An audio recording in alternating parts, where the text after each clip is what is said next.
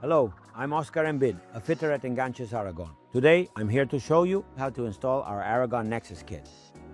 We start by securing the socket base, and then we'll run the wiring through this area here to the hole over here, which we'll need to enlarge so we can feed the wiring through. We fit the socket base, bearing the following in mind. To avoid cutting into the bodywork, what I usually do is position it either sideways or so that it opens downwards. I fit the socket base in this way to prevent it from colliding, along with the protective front bumper, and to avoid having to make a larger cut.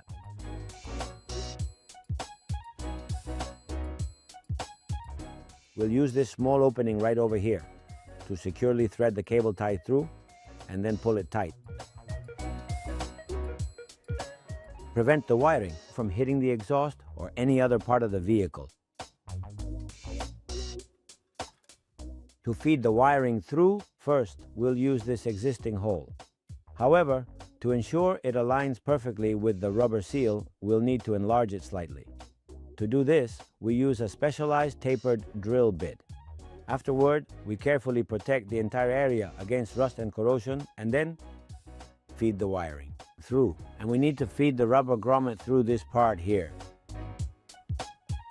Double check to make sure the seal is tight and secure. When carefully making the connections, we can then proceed to connect it directly to the pre-installation, which is usually, it is conveniently located right on the right-hand side. If we carefully remove the protective battery cover, we will usually find it tucked away right here. So what exactly is the issue here? Well, on this particular occasion, we can't seem to find a suitable connector in this spot. It's situated exactly at this height, so we'd have to completely remove the entire side panel to make the connection. If this happens to you and you don't want to remove all the trim, I'll show you the other option. We remove the trim, and we also remove the cork section shown below. We remove this plastic section with two clips on the inside. Take a look at these two video clips right here, or says. As you can see, we can now go ahead and remove the trim from the timeline. First, we carefully take out the retaining screw, and then we also need to remove this metal ring. Once we have carefully removed it, we can gently pull on it and finally gain full access to the internal wiring. We now have the connector inside and can see we have a loose blue cable. On this connector, we have 3 free slots. The one next to the brown cable is where the fog light signal is located. If we want to install a fog light switch,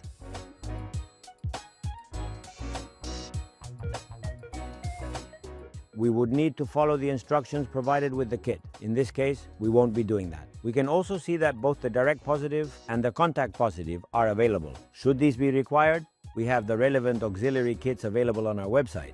Next, we connect the 2 positive cables. They go into the 2 remaining free slots. If you look closely, if we don't fit them correctly, they go in, but come out easily. They don't have a specific slot, but they do have a specific orientation. By pulling on the cables, we can tell that they won't come out and are correctly positioned. Turning the connector over, as we can clearly observe here, all of these individual connectors are now perfectly and securely connected to the main 8-pin connector housing. Now we'll do the following. We have the buzzer, which will alert us to burnt out bulbs on the trailer, and we need to connect it as follows. The black wire goes to pin number 8. Next, connect the red wire carefully to pin number 4. Now, we carefully connect the NEXUS kit to each of the specific connectors in exactly this way to ensure a secure fit.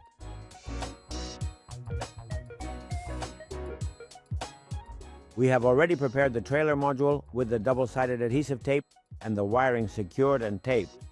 We are going to attach the earth leads to one of the earth screws. We tighten the earth lead. We will make the connection on this connector here. I'm going to unplug it so you can see better.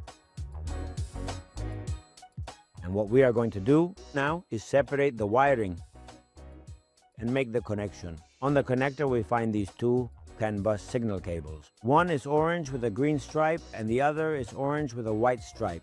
To the orange-green one, we'll connect the orange-green wire from our installation. First, click by hand. To the orange-white one, we'll connect the orange-brown wire.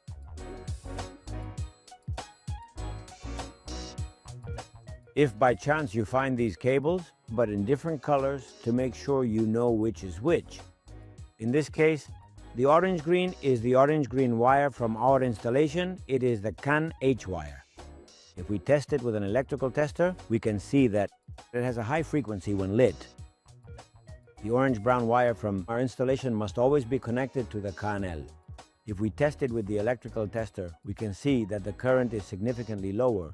We tape the wiring to protect it. And then we carefully reconnect it back together.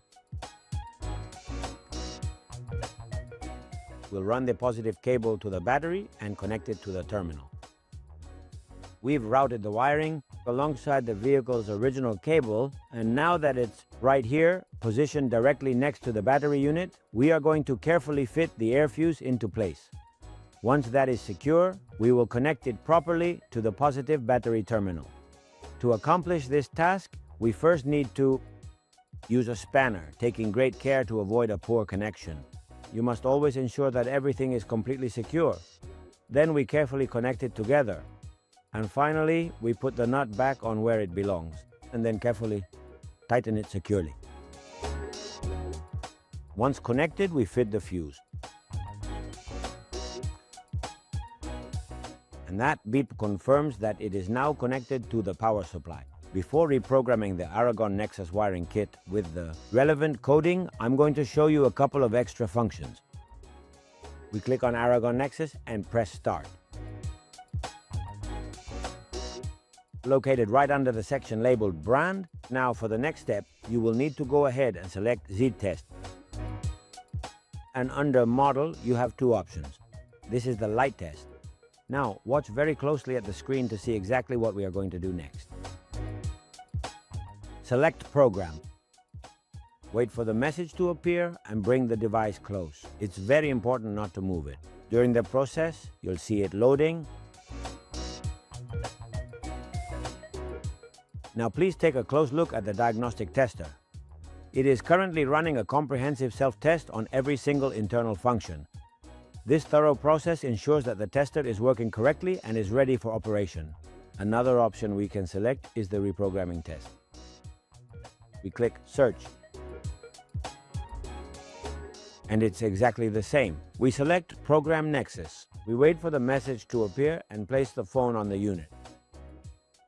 If we do not receive a correct CAN bus signal, the indicator lights will stay on, but as the connection is correct in this case, we continue with the reprogramming of the kit.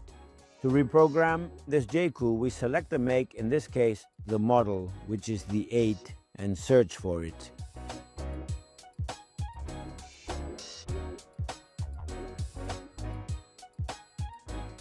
We press Program Nexus and bring the unit close to our terminal. Very important, as I always say, do not remove or move the device. In the case of the iPhone, if you notice, I don't place the phone flat, but at an angle. The unit is now coded. Having checked that everything is working correctly, we now attach the unit to the bodywork. And that concludes the installation of this Aragón NEXUS kit. Bear in mind that the NEXUS kit is a future-proof installation, as there are currently over 600 vehicles available with this system, and simply by using the reprogramming you've seen via our app, you'll always have the most up-to-date software for all models.